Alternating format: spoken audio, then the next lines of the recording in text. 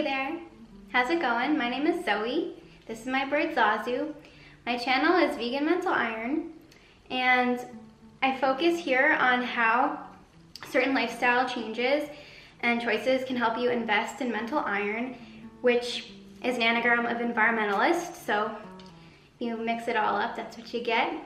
And I really believe that mental health is linked to how we treat ourselves, others, and our beautiful planet. So getting straight to the point, this video is my vegan story, and it's about how I stumbled into veganism completely by accident and how it changed my life.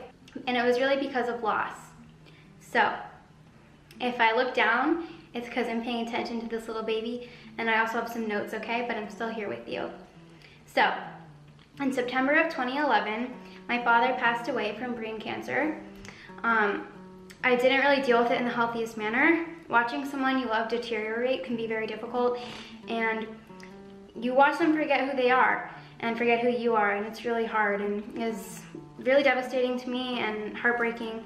And when I was 18 or 19, I didn't really have coping mechanisms. Over the next few years, until late 2013, I developed some really unhealthy lifestyle and eating habits as sort of maladaptive coping mechanisms to avoid my feelings. So I had a wake-up call in 2013. I was feeling out of school and I was struggling with my mental health, so I decided to take a year off of school from the fall of 2013 into the summer of 2014. I did this just to get my life back together, and this is when I discovered veganism. So at this point I was at my highest weight, and I had gained about 55 pounds in a pretty short amount of time, maybe 6 months to a year.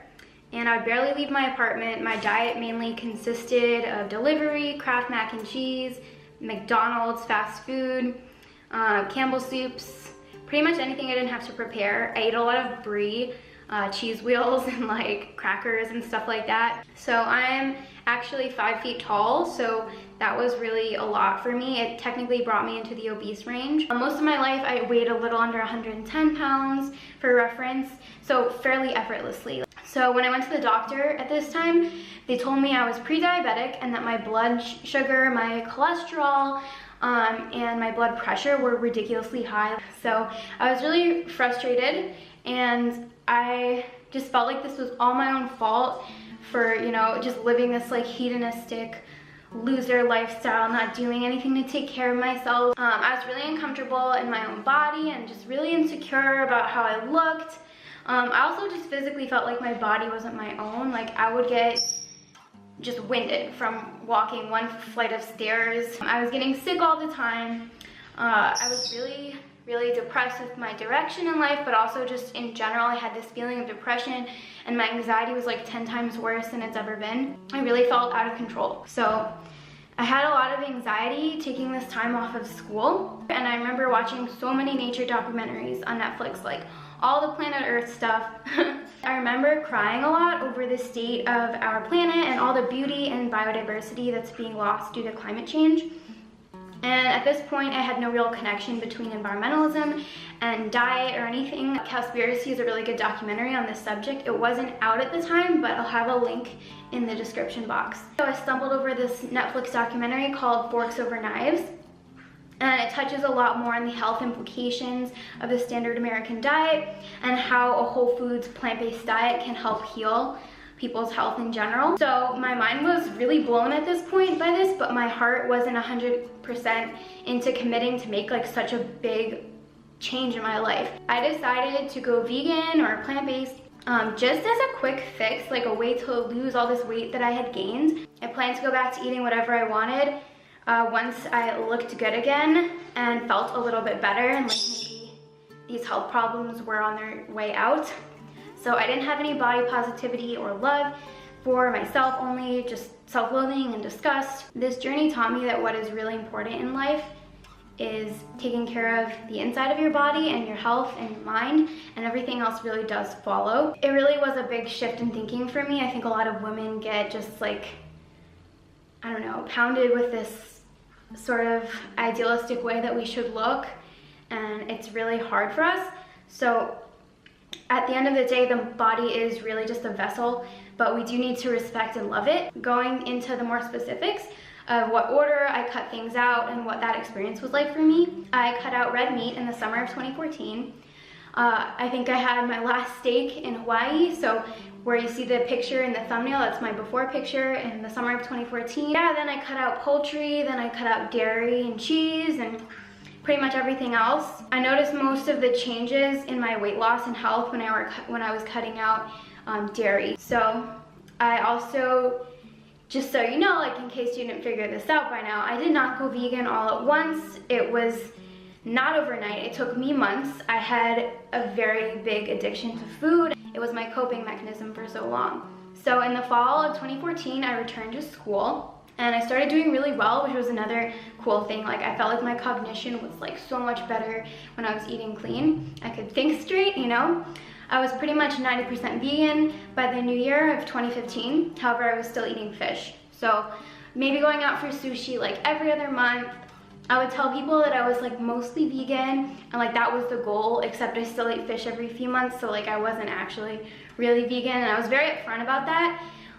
It helped me to identify with the movement though. I really try not to judge other people if they don't do things all at once, or if they maybe say they're vegan if they're not 100% vegan. Like I think visibility of the movement and letting people feel a part of this community and encouraging them is important.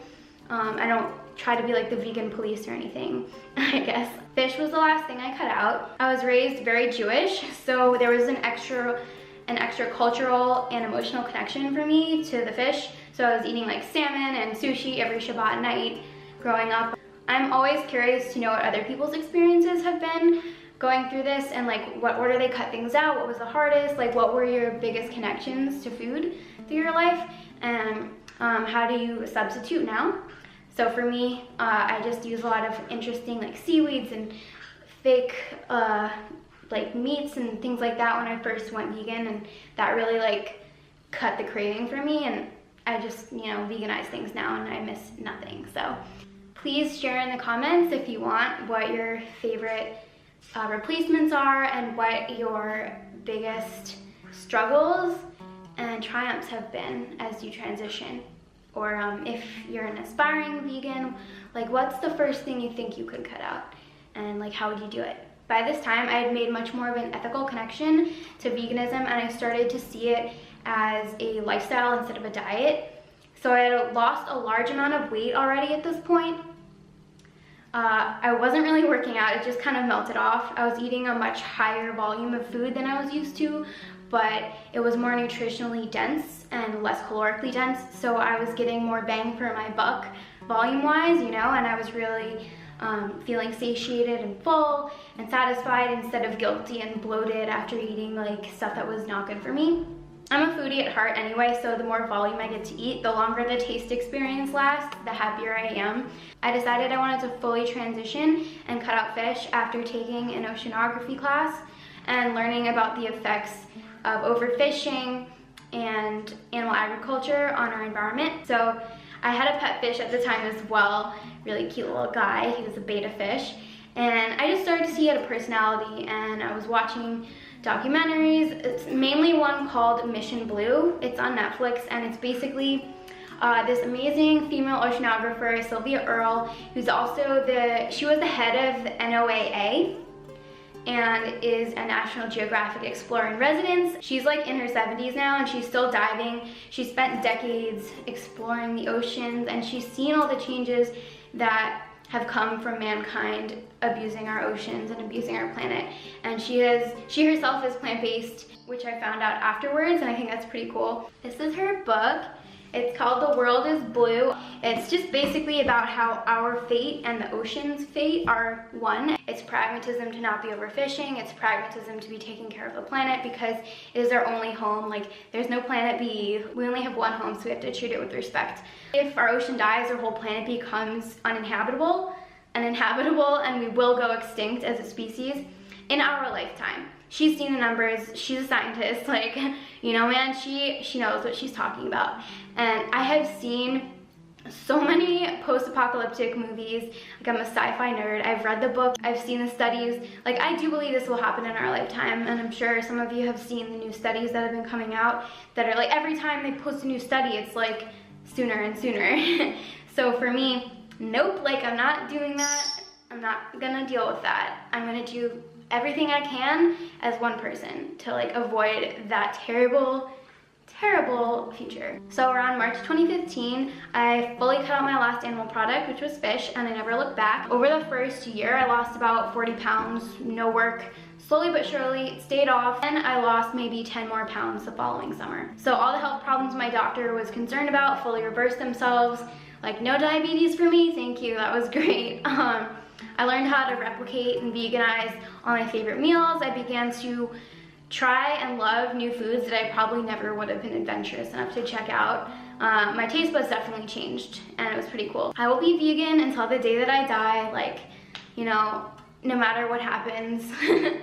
So I fell completely in love with the lifestyle, the way that my love for animals and the environment is really in alignment with my actual actions. And of course, I fell in love with the way my body felt. I like to make the analogy of, you know, first putting on glasses after a lifetime of walking around, looking at things, being all blurry and thinking that you can see. And you just have this realization when you put them on that like, there's this whole new baseline of seeing, and like, there's so much you're missing out on. Pounds melted off, my depression pretty much melted away, my anxiety became 10 times more manageable, and I just developed so many more healthy habits and continued to cut other toxic things from my life. It was really a catharsis for me, and I even felt smarter. I got 4.0s for every semester until I graduated when I went back to school. Like, I didn't know I was capable of that, and I think it also affected my drive. Veganism saved my life, and I'm so grateful for this journey.